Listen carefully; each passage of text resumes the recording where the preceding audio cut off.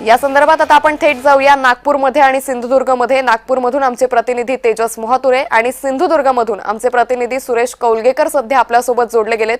मी सर्वप्रथम जाते नागपूरमध्ये सर्वच म्हणजे मुख्यमंत्री देवेंद्र फडणवीसांनी प्रचार सभा घेतल्या होत्या।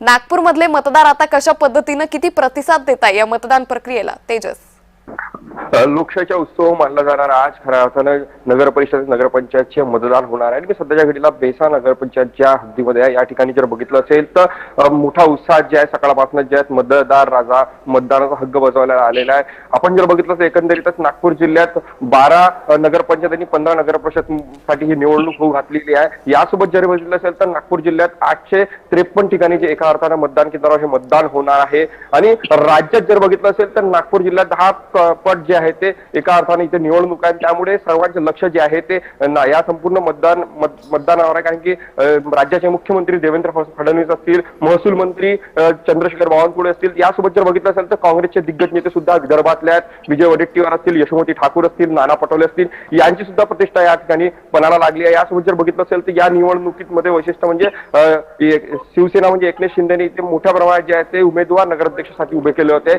आणि त्यामुळे जे रंगतदार निवडणूक सध्याच्या घडीला जे आहे ते विदर्भात पाहायला मिळणार आहे। आशिष जयस्वाल असेल यांची सुद्धा या ठिकाणी जे आहे ते प्रतिष्ठा पणाला लागले ते शिंदे सेनेचे मोठे नेते आहेत। राष्ट्रवादी काँग्रेसचे नेते, राष्ट्रीय नेते ज्यांना ओळखले जाते असे प्रफुल्ल पटेल यांनी सुद्धा विदर्भात मोठ्या प्रमाणात जे आहे ते प्रचार सभा घेतला आणि त्यामुळे एकंदरीत बघितलं असेल तर 60 लाख जे मतदार जे फक्त एकट्या नागपूर जिल्ह्यात आणि सगळे मतदाराचे हक्क आज बजावणार आहेत। एकंदरीत बघितलं तर सकाळची वेळ आणि सकाळच्या वेळी माझ्या पाठीमागे बघू शकता की मतदार राजा जो आहे ते इथे मतदान करायला आला आहे आणि या संपूर्ण संदर्भात आपण मतदार राजाचे सुद्धा थेट संवाद साधूया, कारण की नागपूर जिल्ह्यातले बेसा ह्या संपूर्ण आपण बघू शकता की कशा प्रकारचे रांग या ठिकाणी आपल्याला एकंदरीत दिसत आहे। या संपूर्ण संदर्भात आपण बोलण्यासाठी आपल्यासोबत मतदार राजा त्यांच्याशी संवाद साधूया।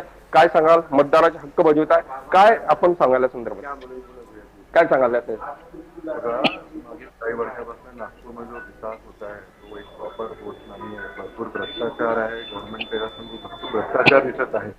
तो आपण कुठेतरी कमी केला पाहिजे, म्हणून आपलं एक नवीन कॅन्डिडेट आला पाहिजे जो की एकदा प्रोग्रेस करू शकेल, विकास करू शकेल। त्याकरता मी माझं मतदान। आपल्यासोबत काही महिला पण आहेत, आपण मतदाराचा हक्क बजावत आहात। 8 वर्षानंतर आपण मतदाराचा हक्क बजावत, काय वाटतं, काय भावना आहे तुमची?